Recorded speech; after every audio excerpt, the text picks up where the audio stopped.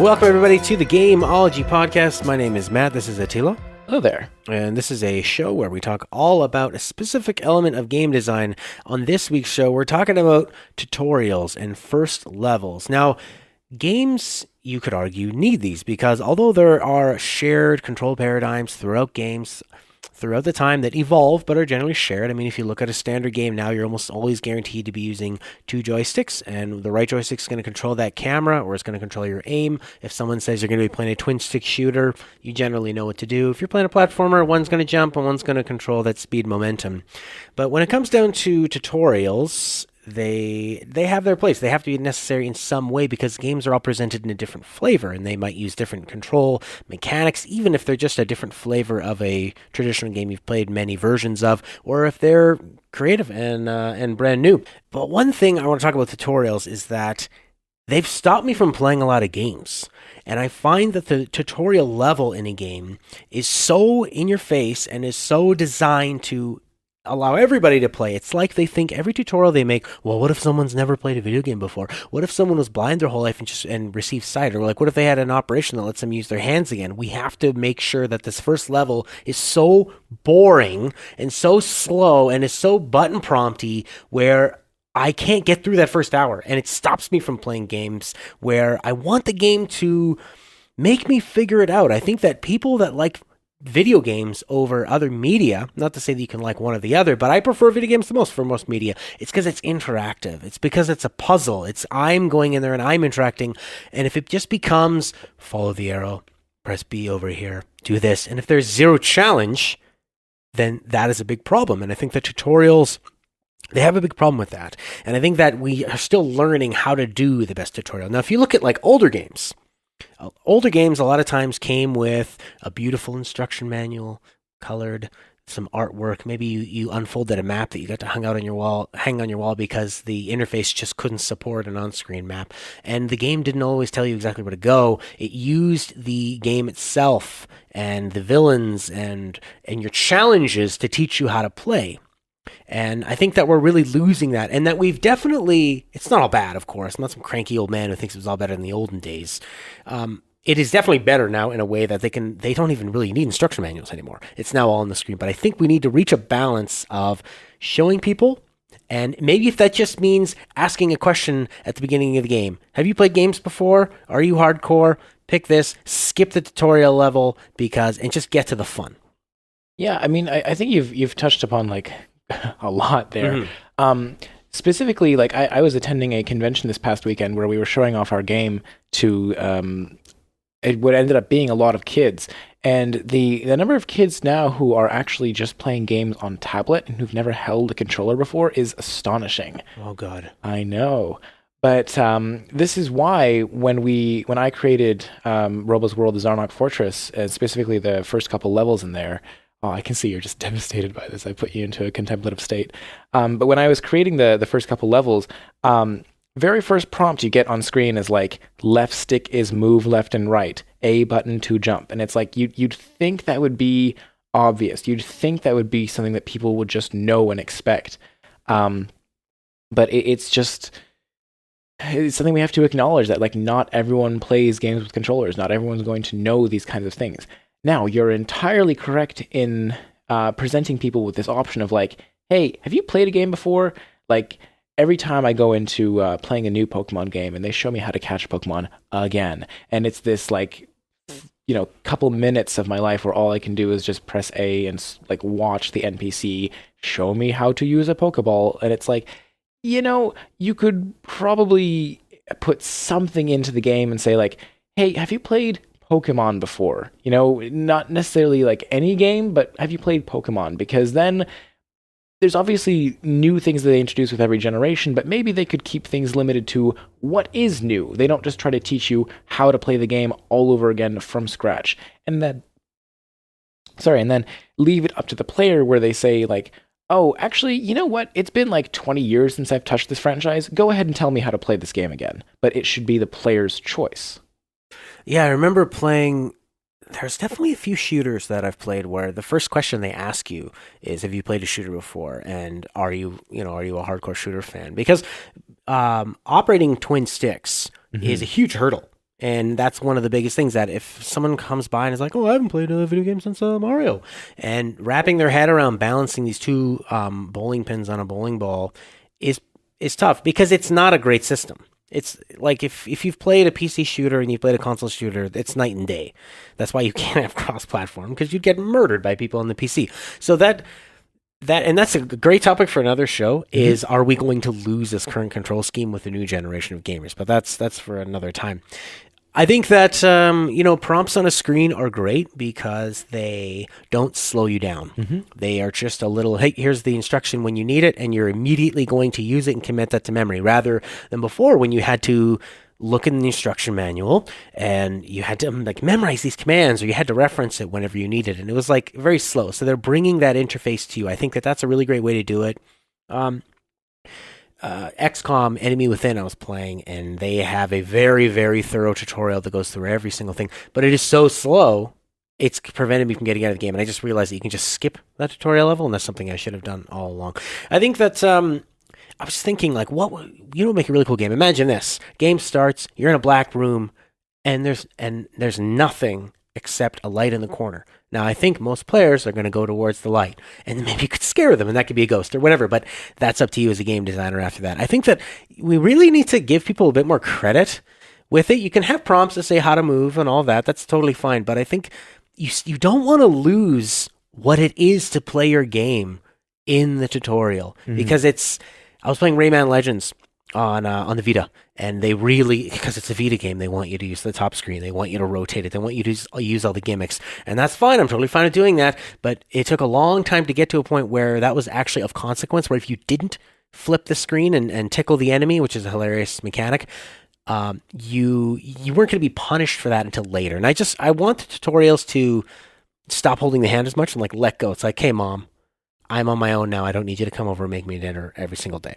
It's definitely an interesting interplay. As a designer, I know that in my games, I have not perfected the art of creating a tutorial. I know that in Zarnok Fortress, in the first tutorial level, people, even though I've gone to these exhaustive lengths of creating these on-screen prompts and introducing elements one at a time, players still don't quite grasp things. So I want to preface what I'm saying in just don't think of me as a hypocrite just because I'm sort of preaching these ideals that I have not yet achieved. I'm fully aware of that. Because in Zarnok Fortress, the very least what I did was I made it so that you have all of your abilities at the beginning of that game. You don't just unlock them as I'm teaching you about them. And that means that you are free to get through these levels as fast as possible. And in fact, you can find ways of skipping the entire sort of tutorial segment of the game just by finding some particularly difficult to traverse speedrunning paths, which you would have no trouble with if you're a more experienced player of the game. So that's how I tried to sort of bridge the gap between players who are going through on their very first time or players who've just never played the game before. Because you kind of mentioned how you used to get a game and you'd open up the box, and I was always one of the people who took the time to read the manual before I played the game. I just felt like that was my duty as a player. It's the game designers have provided me with this booklet. I'm going to look through it. But now we have so many games that are distributed digitally that they don't come with these booklets anymore. As you said, you sort of have to put that text into the game. You have to find an alternate way of presenting that information to the player. And I did it with on-screen prompts. In some cases, I had to explain certain mechanics in the game, like item crafting, and those were more difficult to explain as something that the player could just walk past because there was nothing of consequence to not pressing start and opening up the crafting menu. So I resorted to, I shouldn't say I had to, I resorted to putting physical barriers in the game, which you had to interact with a terminal, read some relatively slow text crawl that explained how does crafting work. And I totally acknowledge that as a failing of design on my part, because when you're creating a tutorial, if you have to resort to this kind of text crawl kind of thing, it's way better, rather than presenting it as just text on a terminal screen, it should be presented as a character speaking to you, because just think about how much more naturally engaged you are if you feel like there is a dialogue between you and another person. You're much more interested in what they have to say, even if all they're spouting is tutorial text. But that can make a character feel very disingenuous as well. Yeah, I think, everybody hates the Owl in Ocarina of Time. Unless you give the character like a decent amount of personality, like GLaDOS, you do tend to like just sort of gloss over what they're saying. All I'm saying is that if you have to resort to delivering information to the player via text, it's best to be doing it as if it's a conversation, as if it's somebody talking to them. Having a face on screen that they can relate to is one of the best ways that they don't just completely ignore what's being said to them. I think BioShock did that really well by having a constant feed with the character that you're talking to, but they interspersed that with story, and that's obviously what made BioShock so incredible, was the way they told the story while you're playing. There's, I think, a few of the Call of Duty games of late have been really guilty of having these NPCs and characters in your ear that just all they tell you is like, do this, go over here, open this, and it's a lot of what takes me out of a game. When I think about, I played The Witcher a little bit last year, Witcher 3, and the latest Batman last year, because they're big titles, and I wanted to give them a shot, and everybody seemed to really love them for the most part. But what really turned me off was this Assassin's Creed style of, here's a big map, and there's no sense of wonder, and there's no sense of exploration, because the second you walk past a guy, boom, a marker shows up, and then you just end up spending most of your time looking at this map, walking towards a marker, and I just felt like I was going through the motions, and there was no challenge or like, what's around the corner? I wonder what this is. Let's explore. Let's figure it out. Like, there's a challenge within the combat, and there's a challenge of solving puzzles, but I think that there should be, I just want to be more engaged with it. And I find that when it becomes a constant amount of just go over here, follow the arrow, just follow the arrow, it's a lot like a rat in an easy maze. Like, at least give me an interesting maze to go through. Yeah, like you're describing the sort of like overreachingness of these tutorials, about like how you don't feel like you're enjoying or experiencing the game, much that you're just being led through the nose through the game. And I think I have the sort of opposite problem in Zarnok Fortress, where like I drop the player off in the fortress. I'm like, yeah, so go destroy the fortress core. By the way, go sabotage these other zones to make the fortress core easier to destroy. Get used to opening your map, because that's important. You need to find your way around. Bye. And I feel like a lot of people get to that point in the game and then they just get lost, because they are presented with this like huge, overwhelming task that they don't know where to go. So as much as you hate being led by the nose, and I've complained about like in Ocarina of Time on the previous podcast, I was like, where do I go? I beat this temple and that was awesome, and I was able to figure things out within the temple, but now where do I go? And these things aren't always clear to the player, and that's why I feel like it's useful to be able to pull that information up as necessary, to be able to like summon a companion who you can ask, like, yeah, I need a hint, please. But just to that presumption of like the fact that the players can't do without something like that, I think that's what's really bothering you.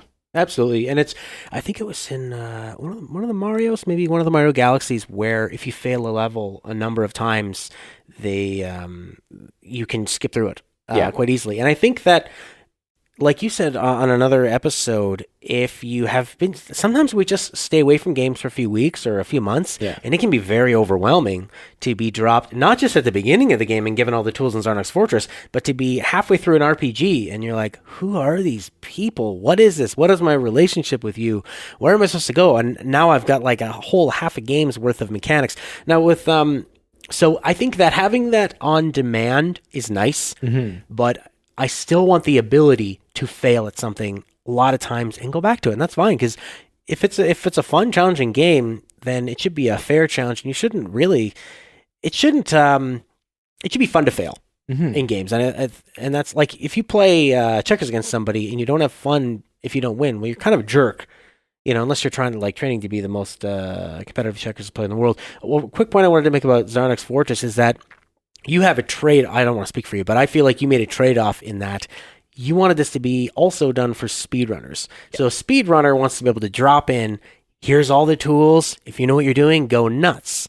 Whereas an individual player, if they have all these tools, it can be overwhelming, But I think that if you set up a game in that situation where here's all the tools, but you don't need to use all of them until later on in the game, and you're sort of introducing how they use those tools that they already have to get through each level. So they're not punished by not using all of it. They could just get through with just some simple mechanics. Then I think that's a way of still not making it limiting and overwhelming. Yeah, no, you're right that the game is designed with the sort of like high level play very much in mind. And if you are a high level player, then you don't want the sort of training wheels to be bound onto you from the beginning of the experience. But unfortunately, there's no way to become a high level player without first being a, getting into the game. Like everyone has to start somewhere. Everyone has to get into the game. Everyone has to learn what the controls are, how to use it and combine their abilities. And that's just something that it's easier to do in other kinds of games where you simply have fewer inputs, like in a game where you only have like move left, move right, jump, attack. It's a lot easier than move around, use your camera, throw grenades, fold down into compact mode, jump, dash, laser, grenade. I'm repeating myself. Anyway, but just, yeah, there's so much to keep track of. Yeah, exactly. And see, if I'm just trying to rhyme these things off the top of my head, it's even too much.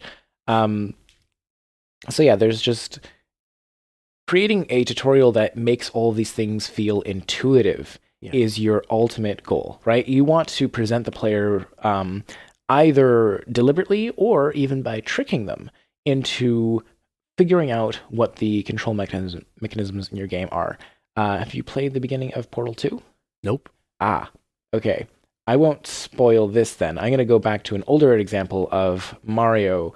The very well-known Mario 1-1 layout and level.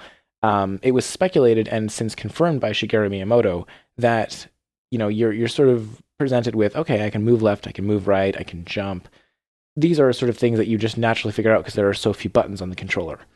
And that's the great thing about having a controller is there's fewer buttons. You don't have to go to a keyboard and just press all 100 keys to figure out what does what. Ideally, the game is telling you what does what.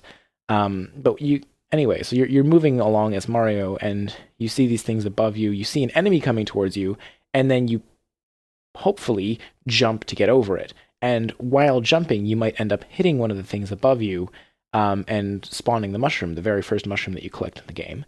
And then it starts moving, but it hits the very first pipe in the game, and it starts coming around back towards you. And then again, because your only experience in this game so far with mushroom-shaped things that are moving towards you is that first Goomba, which kills you, you might try to jump over this second mushroom again. But this time you bump into it because you've hit something on the ceiling is too low for you to completely clear the jump over it.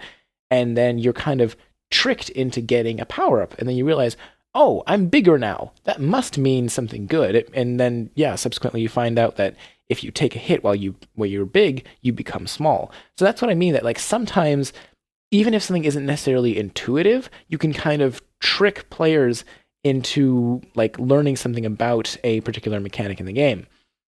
Now, that sounds infinitely more exciting than just go over here, load up, press R to aim, blah, blah, blah.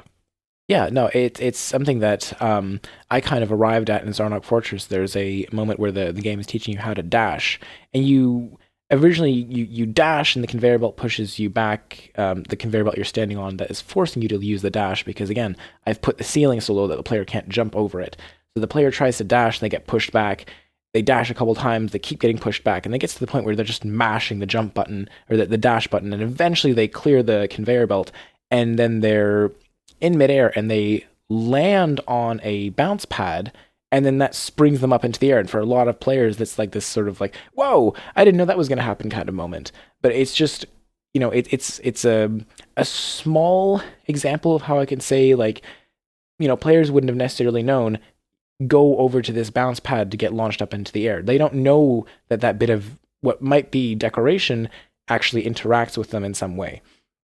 And it's something that players then, from that point on, know to interact with if they need to get up to a high space. I don't think I've ever had a problem with a player not identifying a jump pad in the game. And yeah, there's definitely other things that I've had difficulties with in creating the tutorial in Zarnok Fortress, but your number one goal is always to be creating something that feels intuitive. And when you're doing that, it's very difficult to create something intuitive without feeling the possibility of the player misunderstanding something. Yeah. It can happen so often where I know that recently I watched a couple of videos of people playing the game that takes place on an island with the sort of swipey puzzles. I think it's called The Witness. The Witness, yeah. Yeah. And I remember seeing a couple of people trying some of the earlier puzzles where they're like dividing black from white, and they just sort of misunderstood how that mechanic was because they just kind of failed their way through the first couple of puzzles, thinking that, oh, I just have to draw a line between these two. They don't necessarily understand that they're actually separating black from white. And it's incredibly difficult to create a puzzle that is, you sort of have to like learn by failure, but you have to eventually fail enough times where you do sort of figure out what the one correct combination is, and then you move on from there. Mm-hmm. And you don't want them to fluke out on it. So Yeah. that was designed hopefully well enough that they would have enough puzzles, much like we were talking about bosses on the previous episode, that cannot have been a fluke. We need to hammer this into you that this is how you do it before you move on. Yeah, exactly, because it is a crucial skill that there are several other puzzles in the game that you simply cannot tackle if you haven't mastered this most basic idea of like separating different colored or black and white boxes from one another. And it often results in a lot of these tutorial experiences feeling very constrained, creating these experiences, these things which, I mean, yeah, you figure it out because they give you like no alternative. Like they're trying to teach you a mechanic in the game, and every time you basically can't fail. Like that early in the game, you don't want to like get a game over and have to repeat things you've done before. But it presents you with this sort of like false sense of urgency where it's like, you gotta hit the button and shoot the gun now or you're gonna die.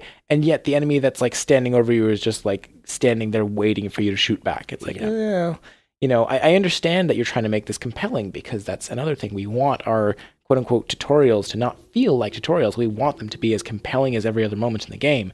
And if that's how you're gonna do it, if it's like having a big bad guy standing over top of you with like, bearing down on you with some sort of weapon, and your player is like, struggling to like line a weapon up on them and then fire back. But then, you realize that if you do nothing, there's no penalty for doing nothing because, hey, this is just the beginning of the game. We don't want anyone to fail this early. There's a few examples. I'm not going to name them because I don't want to spoil, but there are a few games, very modern ones too, where I love the trick of they set you up against your first enemy and you're supposed to die, and you try everything you can in your power and you die, and then when you're expecting, I guess let's have to repeat this. Then when they say warp you, maybe you wake up and you go somewhere else, or now you're in the underworld. I think it's a fantastic it's a fantastic narrative trick. It's very engaging, and you're immediately, I'm playing the game, I'm trying my hardest, and you're able to explore a lot of different mechanics of it and still fail, but then move on to another way. I think it's a great way to do it. I think, go ahead. I agree that it's an interesting trick, but I would caution that it's one that's very difficult to actually do right. Just because I sort of approach things from the design philosophy of like, never expect the player to fail. Never hope that they screw up in a way that is like, if you think like, oh, great, I've died. I was the kind of kid who, if I came up on that sort of thing and I was playing on my Game Boy, I would have just flipped the power off and on again.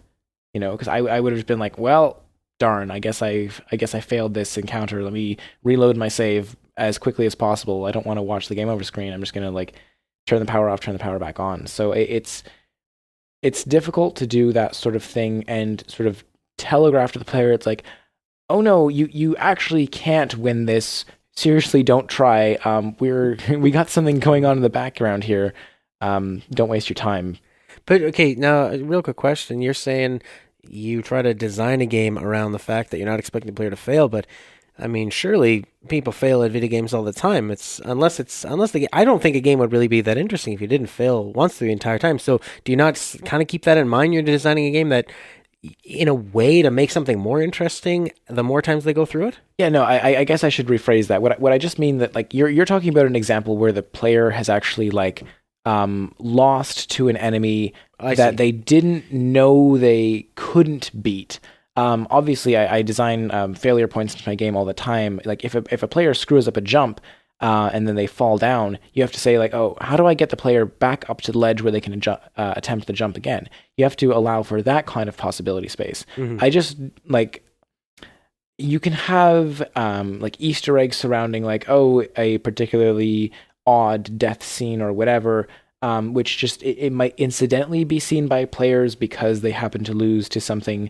But I really appreciate like even in the sort of narrative sense of these games, sometimes they have these encounters where it's like, okay, here's an enemy who at this point in the story you are not supposed to be able to kill, but maybe it's their second or third playthrough and they just happen to be good enough at the game that they do play through it and they do actually kill the enemy, even if after that cutscene of the player defeating the enemy, like, you know, if they weren't supposed to kill the enemy, the cutscene still plays out afterwards as it would have of like the player, I don't know. I guess thematically, sometimes it doesn't make sense if you've like, oh, but I thought I beat that guy. So obviously you don't want it to make it so easy that the player. I've seen one game where the player ran away from the first enemy and got past and was not supposed to, and then didn't have any of the equipment necessary to get through any of the game, and just ended up running around exploring this world until they came back. Oh no! Yeah, see that's the kind of thing that you really have to watch out for, and that's why I said it's one of these things that is